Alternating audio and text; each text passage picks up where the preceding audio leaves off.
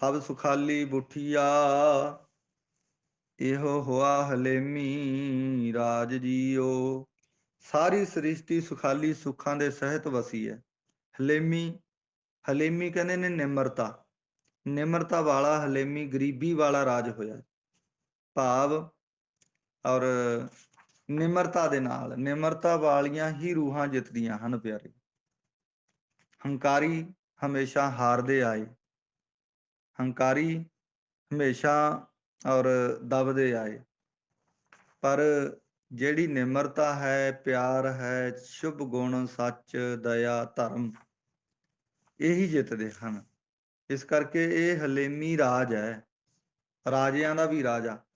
ਔਰ ਇੱਕ ਪੰਗਤੀ ਆਉਂਦੀ ਆ, ਹੁਣ ਉਹ ਚੜ੍ਹ ਨਹੀਂ ਰਹੀ ਜ਼ੁਬਾਨ ਤੇ, ਵੀ ਰਾਜਿਆਂ ਦੇ ਰਾਜੇ, ਰੱਬ ਦੇ ਪਿਆਰੇ ਰਾਜਿਆਂ ਦੇ ਰਾਜੇ ਹਨ। ਇਸ ਕਰਕੇ ਸਤਿਗੁਰੂ ਮਹਾਰਾਜ ਜੀ ਪਾਤਸ਼ਾਹ ਜੀ ਕਹਿੰਦੇ ਹਨ, ਝਿਮ ਝਿਮ ਝਿਮ ਝਿਮ ਝਿਮ ਝਿਮ ਅੰਮ੍ਰਿਤ ਬਰਸਦਾ। ਔਰ ਸਤਿਗੁਰੂ ਮਹਾਰਾਜ ਜੀ ਪਾਤਸ਼ਾਹ ਜੀ ਕਹਿ ਰਹੇ ਹਨ ਬਾਣੀ ਦੇ ਵਿੱਚ ਕਿ ਇਹ ਜਿਹੜਾ ਪਾਠ ਹੈ, ਝਿਮ ਝਿਮ ਝਿਮ, ਝੱਜੇ ਨੂੰ ਸਿਆਰੀ ਤੇ ਉੱਤੀ ਟਿੱਪੀ ਨਾਲ ਬੋਲਣਾ, ਸ਼ੁੱਧ ਹੈ ਏਦਾਂ ਧਿਆਨ ਦੇ ਨਾਲ। ਤੇ ਸਤਿਗੁਰੂ ਮਹਾਰਾਜ ਜੀ ਪਾਤਸ਼ਾਹ ਜੀ ਕਹਿੰਦੇ ਹਨ ਕਿ ਜਿਵੇਂ ਸਾਵਣ ਦੇ ਮਹੀਨੇ ਵਿੱਚ ਝਿਮ ਝਿਮ ਸ਼ਮਾ ਸ਼ਮ, ਭਾਵ ਇੱਕ ਰਸ ਬੱਦਲ ਵਰਸਦਾ ਹੁੰਦਾ ਹੈ, ਇਸੇ ਤਰ੍ਹਾਂ ਬੱਦਲ ਇੱਕ ਰਸ ਅੰਮ੍ਰਿਤ ਰੂਪ ਜਲ ਨੂੰ ਬਰਸਾਉਂਦਾ ਹੈ। ਇਸੇ ਤਰ੍ਹਾਂ ਜੋਗੀ ਦਸਮ ਦਵਾਰ ਵਿੱਚ ਪ੍ਰਾਣਾਂ ਨੂੰ ਚੜਾਉਂਦੇ ਹਨ ਤੇ ਜਵਾਨ ਨੂੰ ਥੋੜਾ ਜਿਹਾ ਲੰਮੀ ਕਰਕੇ ਪਿੱਛੇ ਮੋੜ ਲੈਂਦੇ। ਜੋਗਾਨੰਦ ਦੀ ਕਫ ਦਸਵੇਂ ਦਵਾਰ ਵਿੱਚੋਂ ਥਿਮ ਥਿਮ ਬੂੰਦਾਂ ਦਾ ਡਿੱਗਣਾ ਲਗਾਤਾਰ ਇੱਕ ਰਸ ਔਰ ਬਰਸਦੀ ਹੈ। ਉਸ ਨੂੰ ਹਿਰਦੇ ਕਮਲ ਨੂੰ ਸਿੱਧਾ ਕਰਕੇ ਉਸ ਤੇ ਸਿੱਧੀ ਲੈਂਦੇ ਹਨ, ਭਾਵ ਉਸ ਨੂੰ ਹਿਰਦੇ ਕਮਲ ਤੇ ਡਿਗਾਉਂਦੇ ਹਨ।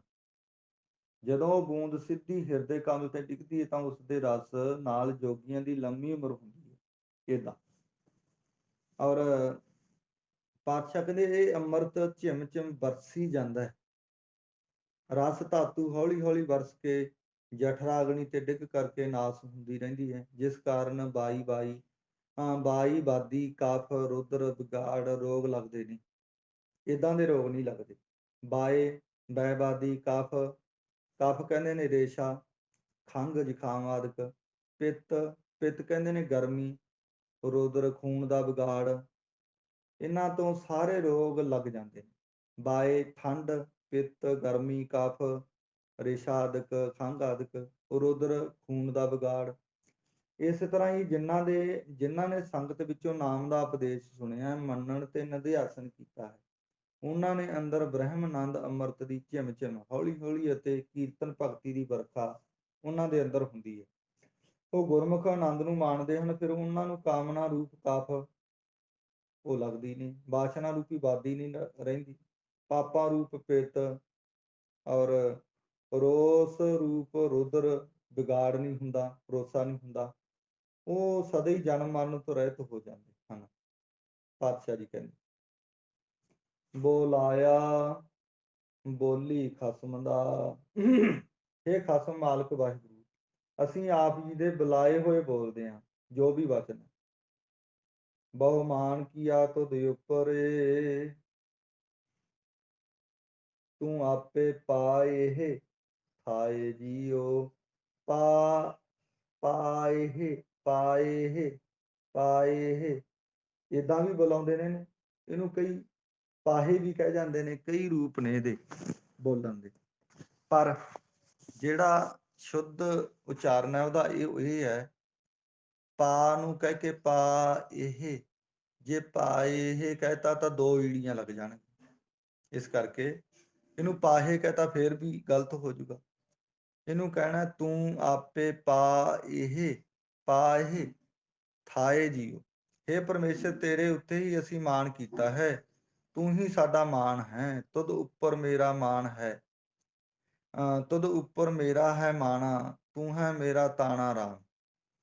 हे ਮਾਲਕ ਵਾਹਿਗੁਰੂ, ਆਪ ਹੀ ਸਾਨੂੰ ਥਾਏ ਭਾਵ ਪ੍ਰਵਾਨਗੀ ਰੂਪ ਥਾਂ ਵਿੱਚ ਲੇਖੇ ਵਿੱਚ ਪਾਉਣ ਵਾਲੇ ਹੋਂ।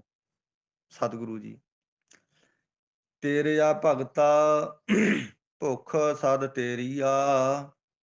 ਹੇ ਵਾਹਿਗੁਰੂ, ਤੇਰਿਆਂ ਭਗਤਾਂ ਨੂੰ, ਸੰਤਾਂ ਨੂੰ ਤੇਰੇ ਮਿਲਣ ਦੀ ਭੁੱਖ ਲੱਗੀ ਰਹਿੰਦੀ ਹੈ। ਹਰ ਲੋਚਾ ਪੂਰਨ ਮੇਰੀ ਆ। ਹੇ ਹਰੀ ਮਾਲਕ ਜੀ, ਮੈਨੂੰ ਪ੍ਰਾਪਤੀ ਦੀ ਭੁੱਖ ਲੱਗੀ ਹੋਈ। ਆਪ ਮੇਰੀਆਂ ਇੱਛਾ ਪੂਰੀਆਂ ਕਰੋ, ਜਿਸ ਕਰਕੇ ਆਪ ਜੀ ਦੀ ਪ੍ਰਾਪਤੀ ਦੀ ਆਸਾ ਰੂਪ ਭੁੱਖ ਨਿਵਰਤ ਹੋ ਜਾਵੇ। ਦੇਹੋ ਦਰਸ ਸੁਖ ਦਾਤਿਆ, ਮੈਂ ਗਾਲ ਵਿੱਚ ਲਾਏ ਹੋ ਮਲਾਏ ਜੀਓ। ਹੇ ਸੁੱਖਾਂ ਦੇ ਦਾਤੇ, ਆਪ ਕਿਰਪਾ ਕਰਕੇ ਦਰਸ਼ਨ ਦੇਣਾ ਕਰੋ। ਮੈਨੂੰ ਆਪ ਨੇ ਸਰਗੁਣ ਰੂਪ ਵਿੱਚ ਸ੍ਰੀ ਗੁਰੂ ਰਾਮਦਾਸ ਜੀ ਹੋ ਕੇ ਗਲ ਨਾਲ ਲਾਇਆ। ਨਿਰਗੁਣ ਸਰੂਪ ਵਿੱਚ ਹੋ ਕੇ ਆਪ ਅਭੇਦ ਨਿਹਚ ਰੂਪ ਕੰਠ ਨਾਲ ਲਗਾਉਣਾ ਕਰੋ। ਤੁਧ ਜੇਵੜ ਆਵਰ ਨਾ ਭਾਲਿਆ। ਔਰ ਅਸੀਂ ਸਾਰੇ ਸੰਸਾਰ ਨੂੰ ਖੋਜਿਆ।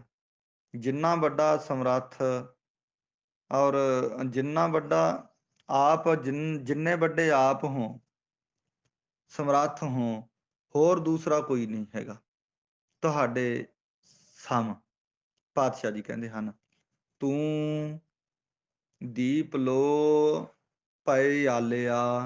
ਪਏ ਆਲਿਆ ਇੱਦਾਂ ਬੋਲਣਾ, ਪਿਆਲਿਆ ਨਹੀਂ ਕਹਿਣਾ। ਹੇ ਪਰਮੇਸ਼ਰ, ਤੂੰ ਸੱਤਾਂ ਦੀਪਾਂ ਵਿੱਚ, ਸੱਤਾਂ ਲੋਕਾਂ ਵਿੱਚ ਗੋ ਤੇ ਜਨ ਤਪ ਆਦਿਕ ਸੱਤਾਂ ਦਿਨਾਂ ਵਿੱਚ ਔਰ ਆਤਲ ਬੇਤਲ ਪਤਾਲ ਆਦਿਕ ਸੱਤਾਂ ਪਤਾਲਾਂ ਵਿੱਚ ਸਾਰੇ ਕਿਤੇ ਵਿਆਪਕ ਹੈ। ਤੂੰ ਥਾਨੰਤਰ ਤੂੰ ਥਾਨ ਥਨੰਤਰ ਰਵ ਰਹਿਆ।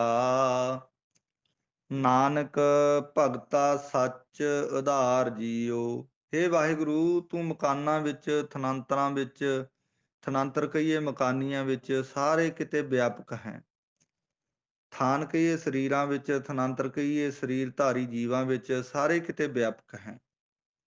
ਨਾਨਕ ਭਗਤਾ ਸੱਚ ਆਧਾਰ ਜੀਓ।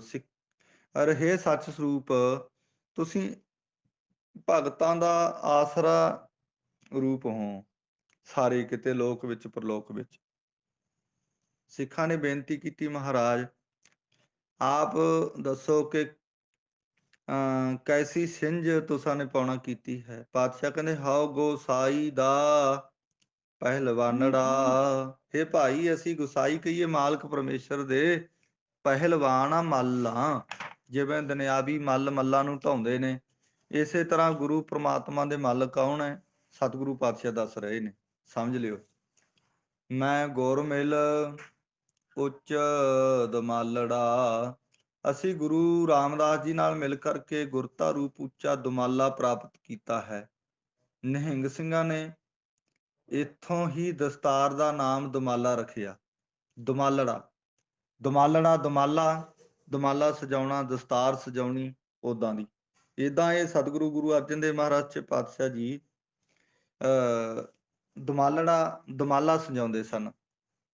ਤੇ ਇੱਥੋਂ ਹੀ ਫਿਰ ਨਿਹੰਗ ਸਿੰਘ ਜਥੇਬੰਦੀਆਂ ਸਿੰਘਾਂ ਨੇ ਦੁਮਾਲੇ ਸਜਾਉਣੇ ਸ਼ੁਰੂ ਕੀਤੇ। ਇੱਥੋਂ ਉਹ ਸ਼ੁਰੂਆਤ ਹੋਈ। ਪਾਤਸ਼ਾਹ ਜੀ ਕਹਿੰਦੇ, ਮੈਂ ਗੁਰ ਮਿਲ ਉੱਚ ਦੁਮਾਲੜਾ। ਦੁਮਾਲੜਾ ਭਾਵ ਉਸ ਨੂੰ ਵੀ ਕਹਿੰਦੇ ਹਨ, ਜਿਸ ਵਕਤ ਪਹਿਲਵਾਨ ਕੁਸ਼ਤੀ ਕਰਦਾ ਜਿੱਤ ਜਾਂਦਾ ਹੈ ਤਾਂ ਉਸ ਨੂੰ ਇਨਾਮੀ ਤੌਰ ਤੇ ਪੱਗ ਦਾ ਪੁਰਾਣੇ ਸਮਿਆਂ ਵਿੱਚ ਸਰੋਪਾ ਦਿੱਤਾ ਜਾਂਦਾ ਸੀ, ਉਹਨੂੰ ਦੁਮਾਲਾ ਕਿਹਾ ਜਾਂਦਾ। ਉਸ ਪੱਗ ਨੂੰ ਜਿੱਤਿਆ ਪਹਿਲਵਾਨ। ਔਰ ਭਾਵ ਬਾਂਸ ਦੀ ਸੋਟੀ ਤੇ ਟੰਗ ਕਰਕੇ ਅਖਾੜੇ ਵਿੱਚ ਘੁੰਮ ਕਰਕੇ ਸਭ ਨੂੰ ਦਿਖਾਉਂਦਾ ਸੀ। ਉਸ ਨੂੰ ਦੁਮਾਲੜਾ, ਉੱਚਾ ਦੁਮਾਲਾ, ਦੂਰ ਤੱਕ ਦਿਸੇ ਜਿਹੜਾ, ਉਹਨੂੰ ਦੁਮਾਲਾ ਕਹਿੰਦੇ ਸਨ। ਇਸ ਕਰਕੇ ਪਾਤਸ਼ਾਹ ਜੀ ਕਹਿੰਦੇ ਹਨ, ਇਹ ਦੁਮਾਲੜਾ ਪ੍ਰਾਪਤ ਹੋਇਆ ਸਾਨੂੰ। ਸਭ ਹੋਈ ਛਿੰਝ ਇਕੱਠੀਆ।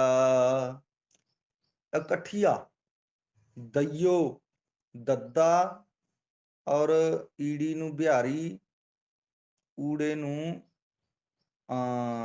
ਔਂਕੜ, ਦਈਓ, ਇਹਨੂੰ ਦਈਓ ਇੱਦਾਂ ਬੋਲਣਾ, ਦਈਓ। ਬੈਠਾ ਵੇਖੈ ਆਪ ਜੀਓ। ਸਾਰੀ ਧਰਤੀ ਛਿੰਝ ਪੈਣ ਦੀ ਥਾਂ ਹੈ ਤੇ ਸਾਰੀ ਸ੍ਰਿਸ਼ਟੀ ਛਿੰਝ ਦੇਖਣ ਵਾਲੀ ਇਕੱਠੀ ਹੋਈ ਹੈ। ਦਈਓ ਕਹੀਏ ਪ੍ਰੇਰਕ ਪਰਮੇਸ਼ਰ ਆਪ ਸ੍ਰਿਸ਼ਟੀ ਰੂਪੀ ਛਿੰਝ ਨੂੰ ਨਿਰਲੇਪ ਅਸਥਿਤ ਹੋ ਕੇ ਬੈਠਾ ਵੇਖ ਰਿਹਾ ਹੈ।